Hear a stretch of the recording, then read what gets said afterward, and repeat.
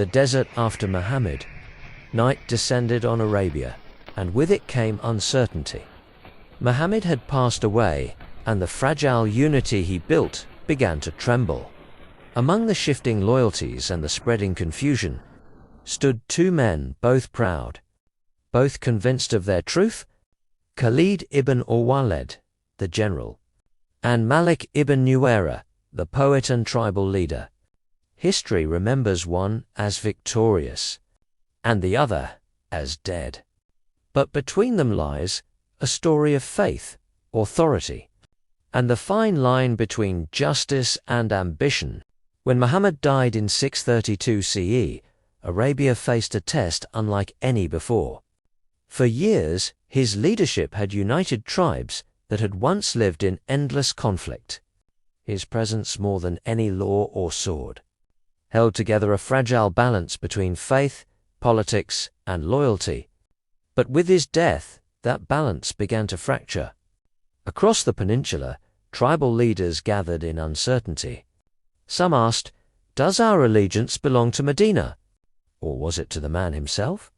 Others, bound by pride and local loyalty, saw the opportunity to regain independence. Many tribes had embraced Islam only recently. Their ties to the new community were political as much as spiritual. They had sent taxes, troops, and words of loyalty to Muhammad. But now, with his passing, they questioned whether those obligations still stood. For some, withholding the zakat, the annual alms, was a statement of autonomy, not disbelief. To others, it was a test of Medina's authority, a way to see if the new order could truly command obedience without the Prophet's presence. In Medina, Abu Bakr stood at the center of this storm. Chosen as the new leader, he inherited not peace, but a nation on the edge of collapse.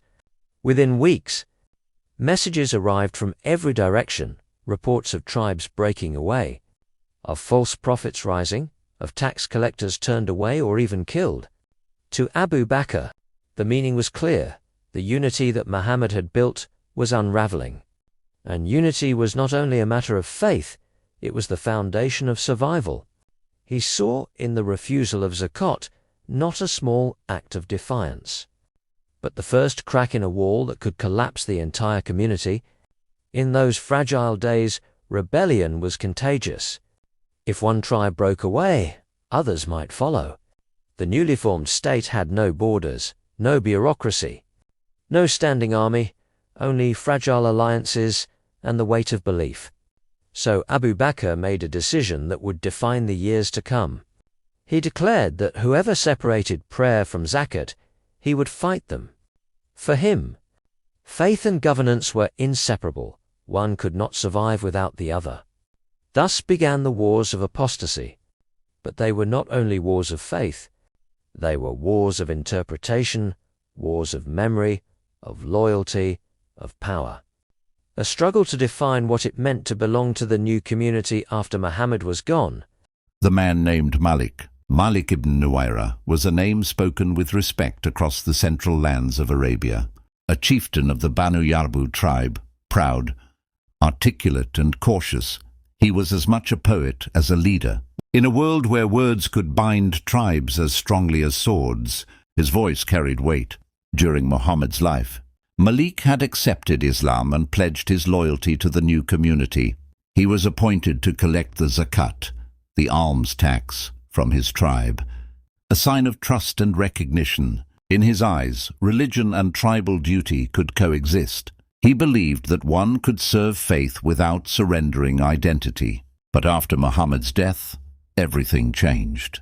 The unity that once bound the tribes began to loosen, and with it came uncertainty. The authority in Medina was new, untested, and port to many in the far deserts, distant. News traveled slowly, and rumors faster than truth. Some said that Medina had already begun to tighten its control, treating the tribes not as partners but as subjects.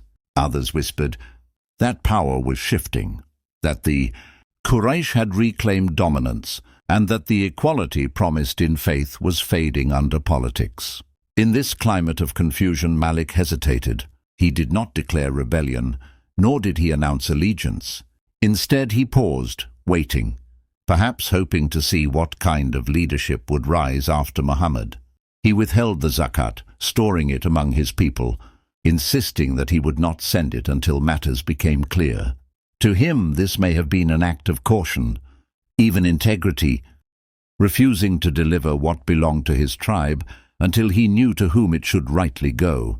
But in times of instability, hesitation is dangerous. Every pause is read as defiance, every question as rebellion. And the desert, already aflame with the wars of apostasy, left no room for shades of grey. To some, Malik's decision was a political act, an attempt to preserve his tribe's autonomy while the dust of succession settled. To others, it was betrayal, a refusal to recognize the authority of Medina, and therefore a denial of faith itself. The truth, as always, lived somewhere in between. Malik's position was neither that of a rebel nor of a loyalist. He stood in that uncertain space where loyalty, faith, and self-preservation blur together, the space that history rarely forgives. Reports about him were contradictory. Some claimed he still prayed, still called his people to Islam. Others said he spoke words that hinted at separation, that he told his men to keep their wealth until the future was clear. Perhaps he saw himself not as an enemy, but as a man protecting his people from being swept into someone else's war. In the oral traditions that survived, Malik was remembered as thoughtful and deliberate, a leader who believed that faith should not erase identity and that power should not come at the cost of principle. Abu Bakr sent Khalid ibn al-Walid to lead the campaigns that would bring Arabia back under Medina's rule. The task before him was enormous. Across the peninsula, tribes were breaking away, some declaring new prophets, others simply reclaiming their independence. The unity built in a single decade now seemed ready to dissolve overnight. Khalid was chosen not only for his military skill, but for his reputation as a man who never hesitated. In a moment when hesitation itself could destroy the fragile state, Medina needed speed, certainty, and control. He moved swiftly, his armies cutting through the sands like an unbroken tide. Town after town, tribe after tribe, he confronted those who had withdrawn allegiance. His terms were simple: submission or battle. For some, this meant a return to order. For others, it meant surrender at the edge of a sword. But war in those days was rarely clear. It was not fought between nations, but between families, clans, and shifting allegiances. A word misunderstood, a messenger delayed, a rumor whispered by night. Any of these could turn peace into war. The distance between Medina and the outer tribes was vast, and so was the distance between their intentions. What one tribe called loyalty, another might call submission. What one called rebellion, another might call independence. When reports reached him that Malik's tribe had withheld zakat and dismissed the collectors, he did not wait for diplomacy. The logic of the Ridda wars allowed little space for doubt. A delay could embolden others. A show of weakness could invite chaos. And so Khalid marched. For him, this was not personal. It was duty, an extension of the mission entrusted to him by Abu Bakr, to bring every tribe under one command, and to ensure that faith and obedience could never again be separated. But duty and interpretation are dangerous companions. Each commander in the field carried not just orders, but judgment. And in the vast silence of the desert, judgment could easily harden into certainty. Between the camps of Medina and the scattered tribes of Arabia stretched a landscape of rumor and fear. Some tribes surrendered before a single arrow was loosed. Others resisted fiercely, certain they were defending not disbelief but dignity.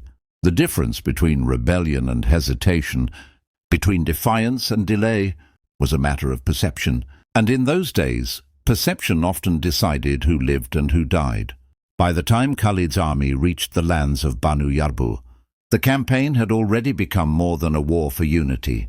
It was a test of interpretation, a question of who had the right to define loyalty, and at what cost. Khalid's forces reached the camp of Banu Yarbu. Malik and his men laid down their arms, declaring that they were Muslims. Yet suspicion lingered. Words of allegiance were not enough.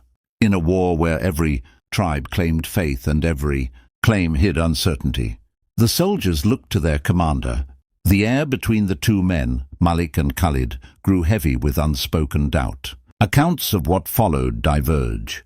Some say the conversation between them grew tense, that old grievances and mistrust shaped their words. Others say Malik's hesitation in speech was mistaken for defiance, or that a single phrase, poorly heard, sealed his fate. Orders were given. The camp grew still. What had begun as an arrest became a sentence, swift, irreversible.